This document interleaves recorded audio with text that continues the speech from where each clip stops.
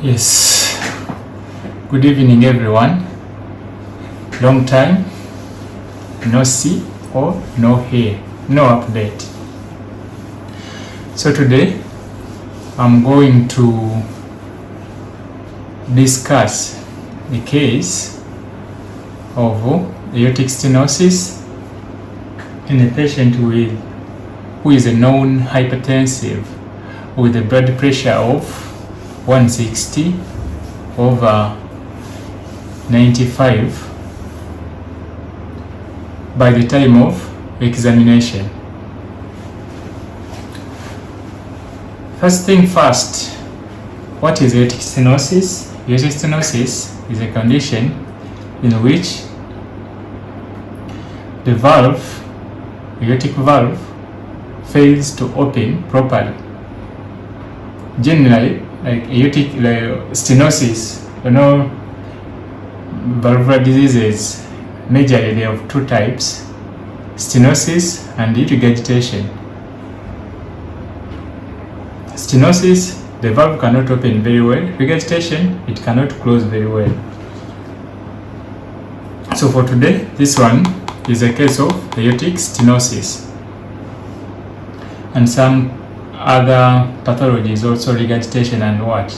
So it has stenosis at the same time regurgitation too. It's not me who has done this echo, but I found this so important. If I can use it for a discussion, maybe guide those ones who really want to learn something. So stenosis, what happens? What is the hemodynamics? Like stenosis is a pressure overload pathology. We have volume overload and then pressure overload. Regurgitation, they have volume overload, and then regurgitation or stenosis, they are pressure overload, or it is afterload, increased afterload, and then regurgitation is increased the preload. The regurgitation is increased preload, that is volume. Stenosis is increased the afterload, that is pressure. Pressure where? At the aortic valve, since it cannot open very well. Hemodynamically, I have not recorded any video of on hemodynamics. Actually, that's what I was planning to record this week before I saw this case. But then first present this case, and then after I'll present the theoretical part of hemodynamics. The hemodynamics of aortic stenosis or stenosis in particular, it is increased afterload at the level of aortic valve. So when you see in a normal echo, you see this valve here, you will be seeing it opening and closing very well here at this point. This is the aortic valve. You will see it closing and opening properly. But in this circumstance, in this case, you barely see anything opening and closing. Only what you're seeing, it is white. You're seeing white here, and nothing opens, nothing closes. Also, in this Plaque's view, what we can see, you can see almost this left atrium, it is almost borderline, prominent, or mildly enlarged. We are going to confirm by measurement. And then also you can see here that this IVS and then posterior wall, they cannot normally be like that. So there is some hypertrophy is there. Hypertrophy is there, and in hypertensive patients, we expect hypertrophy because of pressure overload. So this patient has double pathologies affecting the left ventricle. Here she's hypertensive, and also at the same time she has aortic stenosis. So all those ones pressure overloads on this left ventricle. So there is no way it can fail to hypertrophy. So visually we can confirm that the aortic valve is not opening well. Even mitral valve has a problem. You see this annulus here. This is calcium. Also at the aortic valve is calcium, calcified. These white things. We can confirm that it is hypertrophied. And in area, we can confirm that is around 3.8 to 4.1 there by measurement.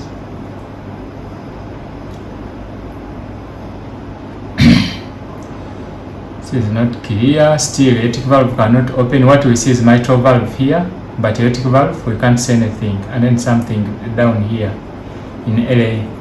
Could it be a clot? No, it's not a clot, but this side here may be an artifact of this calcium here, calcified mitral annulus. Let's go on and see. So we can confirm whether hypertrophy is there or not. So in aortic stenosis, what do we expect? When we see a case of a stenosis, what should you do? You should expect hypertrophy, and then not only seeing the stenosis, you have to tell what is the etiology. But there are so many etiologies, like rheumatic is there, bicuspid aortic or unicuspid aortic valve is there, and then age, sclerosis is there. So those ones, they can cause aortic stenosis. So once you see it, you know the etiology, confirm the etiology, find the effect on LV, and then etiology, and then severity. Severity, assess the severity. Because in this patient was just a few symptoms were there, but on auscultation we just got a murmur of regurgitation. So you can try to see if there is regurgitation or there is a hypertrophy or not.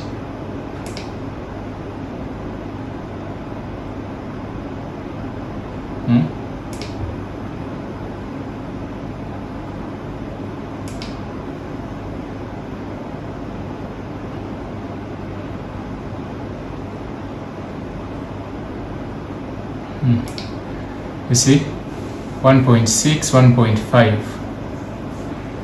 Interventricular septum 1.6, and then posterior wall 1.5.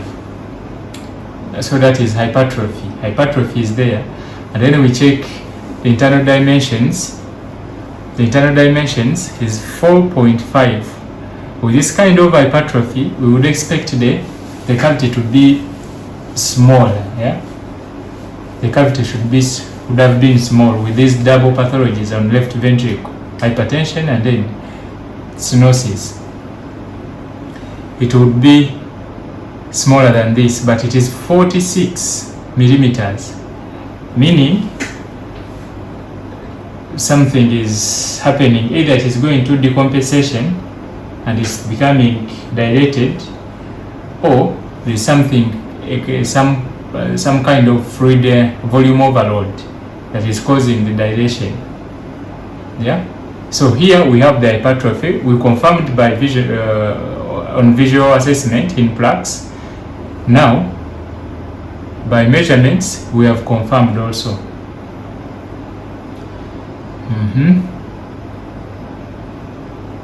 We are looking for any form of regurgitation or not, and whatever we see here on aortic valve, there is some kind of regurgitation here.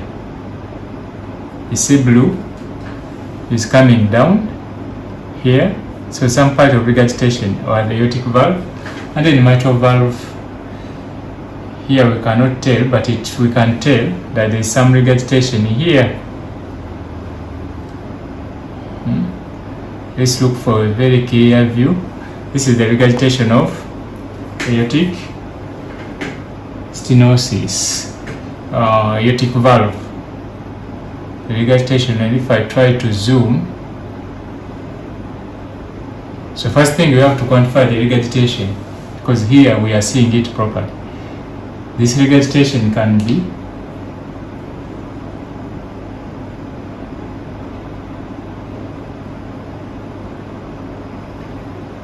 you see, jet width. You can try to find the jet width.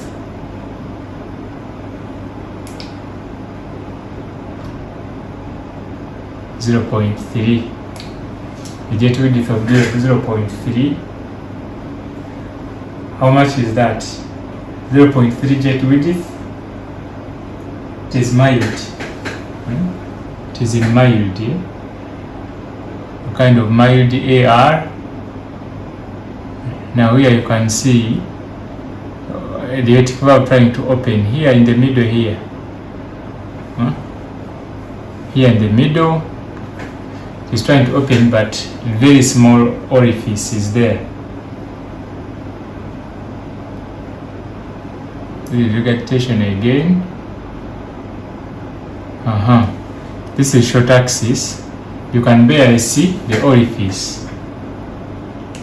You can barely see the orifice, which you can do by planimetry.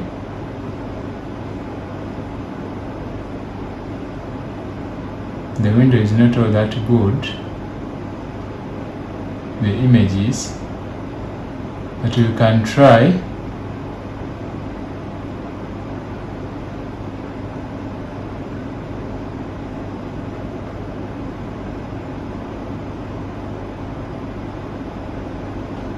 This image is not good for planimetry. He has not done any planimetry measurement of aortic valve.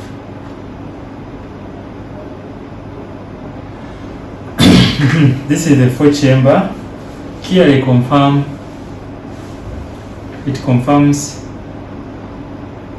the hypertrophy, and then we can confirm the ejection fraction is normal.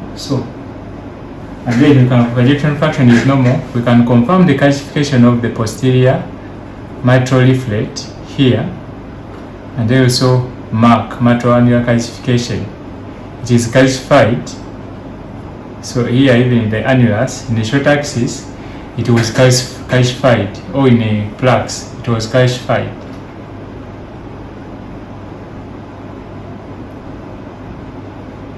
Same.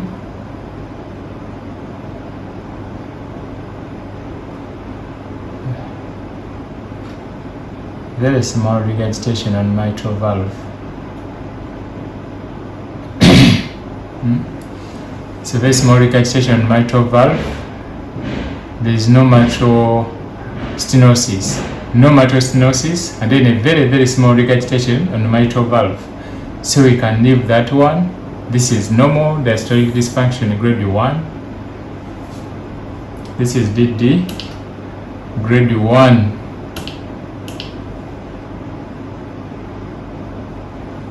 Diastolic dysfunction grade 1.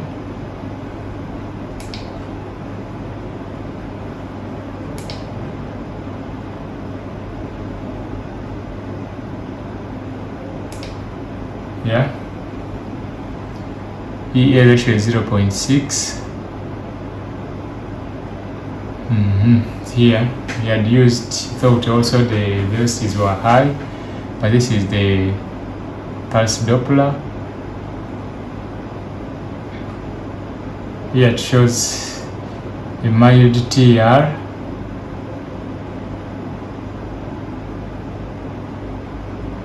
This TR is mild.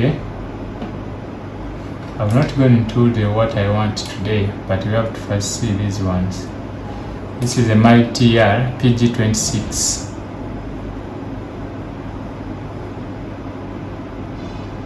This is the calcium on posterior leaflet. There.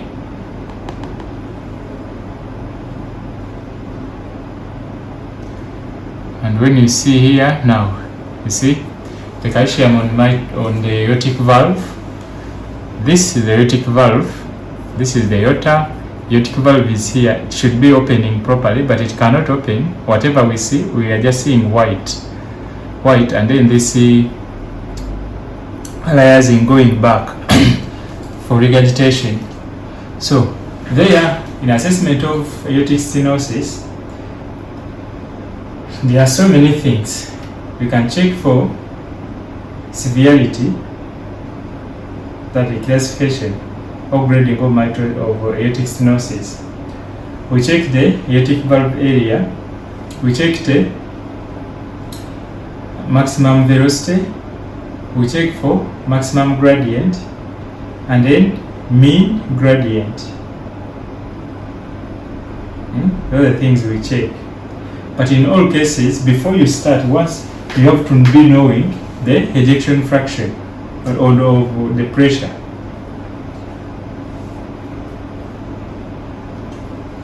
You must know the pressure, the blood pressure of the patient at the time of the examination to avoid discrepancies in your findings.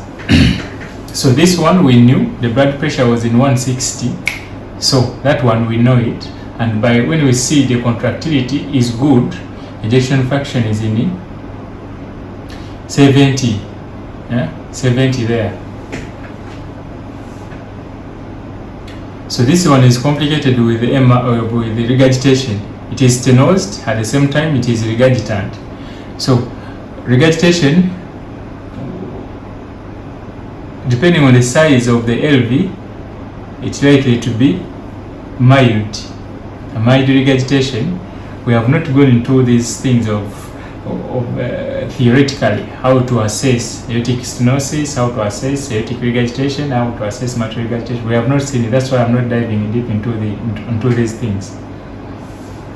But by the size of LV, this regurgitation cannot be moderate. It is mild regurgitation, because LV is still in the normal size. If it was severe, then it would have a combination of pressure and volume overload, and then we could find that LV internal dimension could be in 5 plus, which is not true. So next thing, we are going to apply continuous Doppler here on aortic valve to check for maximum gradient, mean gradient, maximum velocity, and mean velocities. And maybe VTIU too. Yeah? We have applied continuous.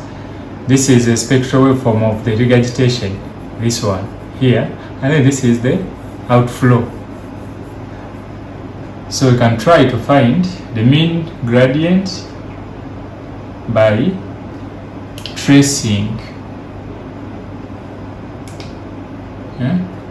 We can trace. Once you trace, you find all those ones.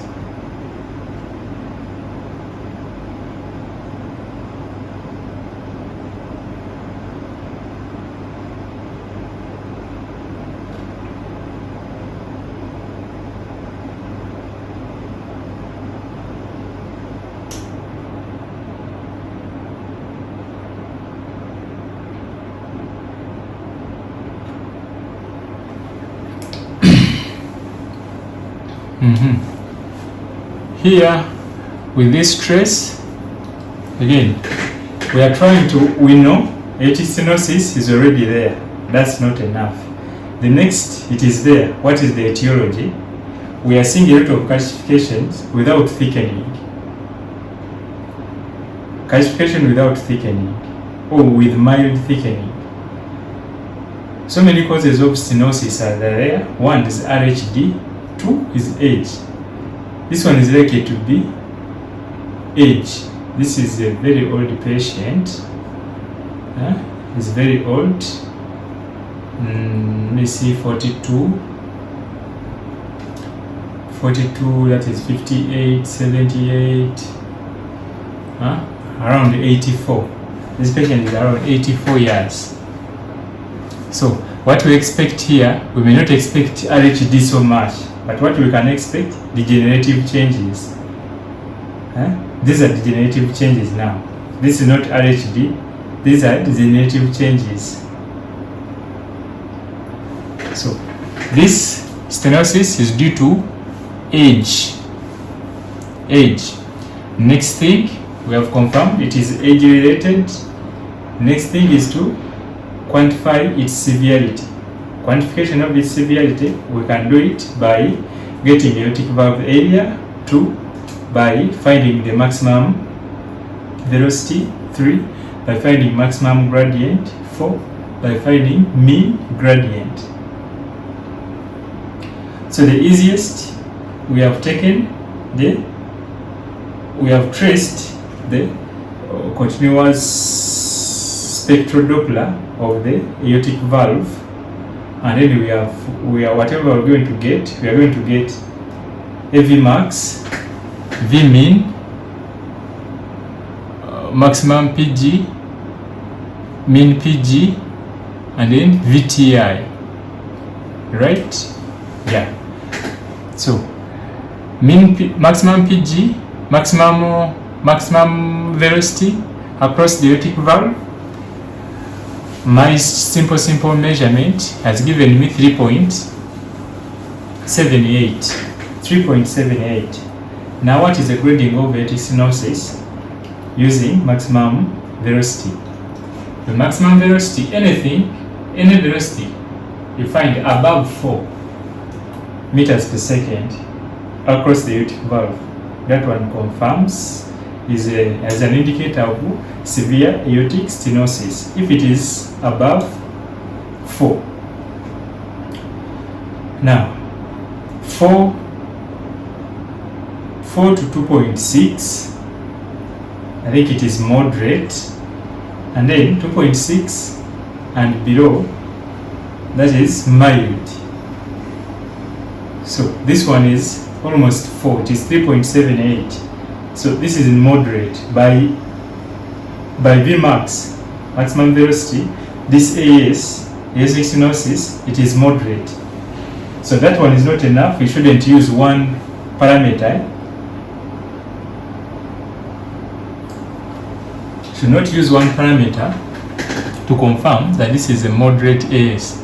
You have to look for other parameters. What are other parameters? We have, this was maximum velocity. Another one is going to be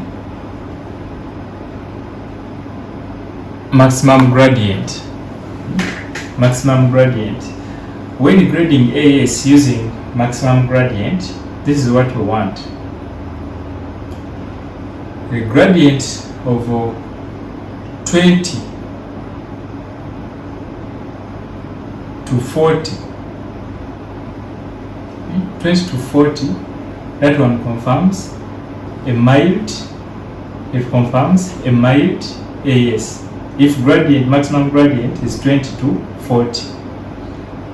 If maximum gradient is 40 to 60, it confirms a moderate AS. And then if the maximum gradient across the aortic valve it is 60 and above, it confirms severe aortic stenosis. By this simple measurement here, maximum gradient is 57, which is below 60, but also is above, it is in the range of 40 to 60. So also, by maximum gradient, we confirm that this aortic stenosis is in moderate. 2 parameters are not enough. We have to continue and see what about mean gradient. Mean gradient, if it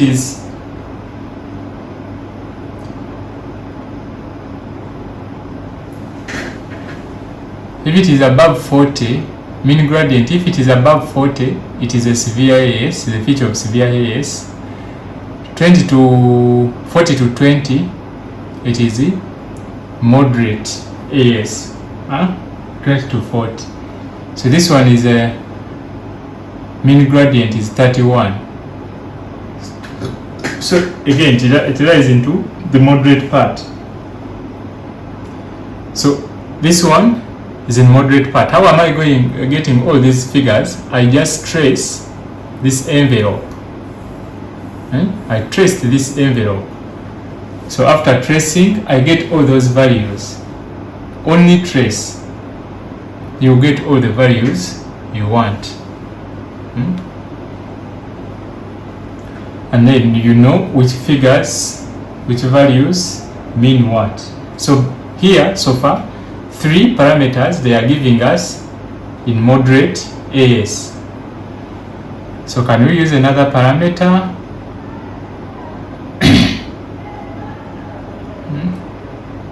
Can we use another parameter? Let me see if we did another parameter.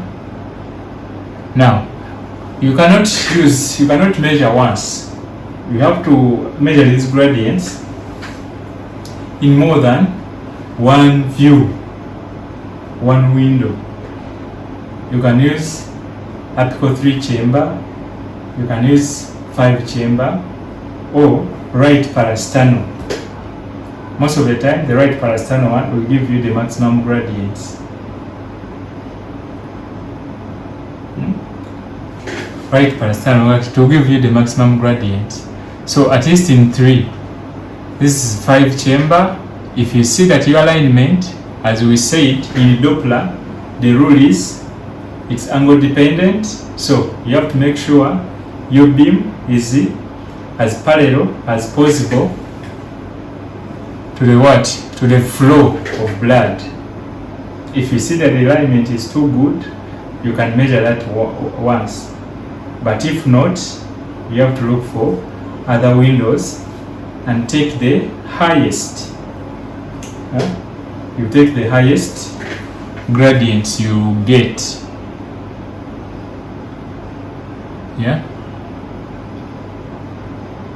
Let me see what you got by measurement.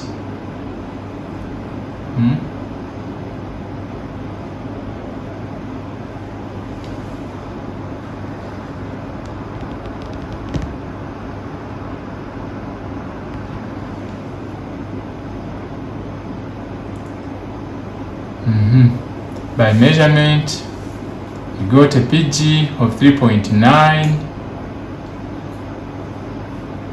Vmax of 3.9, again in moderate,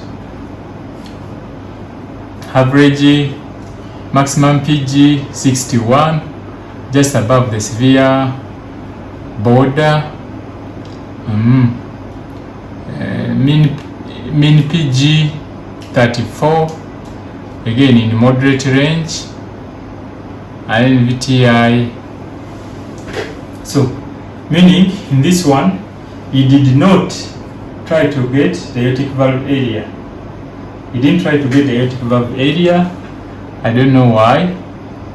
Maybe because of regurgitations, or he saw that these ones were enough to confirm the severity. So the severity in this case, it is moderate to severe. Moderate to severe, but higher chances it is moderate. Moderate because the patient was not all that symptomatic. And then these were his measurements. 1.4, 45 down dimensions, and then posterior wall 1.4 also. Ejection fraction 65. Yeah. Yes. So this is an introduction, just going through how aortic stenosis looks like. So my next lecture, theoretical lecture, is going to be on hemodynamics. Hemodynamics, whatever we are saying here, it is hemodynamics. I'm talking of, if you didn't get the aortic valve area, it is a bit hard and time consuming to get the area, because we may end up using continuity equation. So we will see what is continuity equation in the theory before we actually go back into cases. What is continuity equation? What is PISA for regurgitation? So we shall see those ones. How do you measure the LVOT diameter? And how do you measure the regurgitant orifice area? Yeah, like that. So this was just to show you how aortic stenosis looks like. Pathologically or pathophysiologically, what do we expect in aortic stenosis, LVH, and so on and so forth. But in all cases, you have to be knowing the blood pressure, because there is something called low flow, low gradient AS with reduced ejection fraction. or low flow, low gradient AS with. So to avoid discrepancies, you have to know all those ones. But for the start, it will be the very, very basic. Like this one was basic, and everything was very clear. Thank you. Yes, I was just showing you, nothing much. Next thing, just get ready for the lecture on hemodynamics, theory, hemodynamics. I'm preparing one, and there are chances I'll be having my student there asking all sorts of questions as I'm answering. Please don't miss that lecture. Just subscribe and wait for that upload. Thank you. Have a good night.